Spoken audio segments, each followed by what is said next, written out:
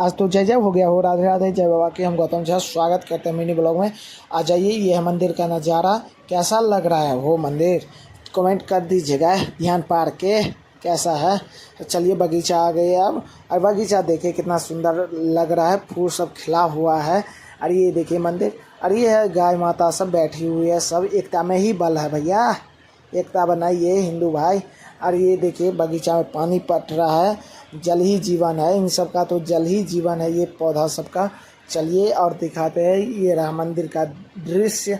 देखिए मंदिर, और इधर देखिए फूल सब कितना अच्छा खिला हुआ है। अब आ गए शिव मंदिर, शिव जी को अब पूजा करेंगे। आ जाइए आप लोग भी दर्शन कर लीजिए, शिव परिवार को दर्शन कर दीजिए।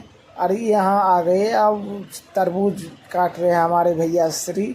और देखिए तरबूज एकदम डिजाइन में काट रहे हो।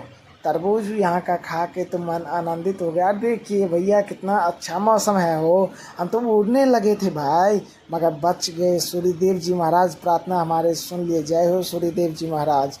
कैसा लगा हो ब्लॉग? अच्छा लगा हो तो सब्सक्राइब कर दीजिएगा, लाइक ध्यान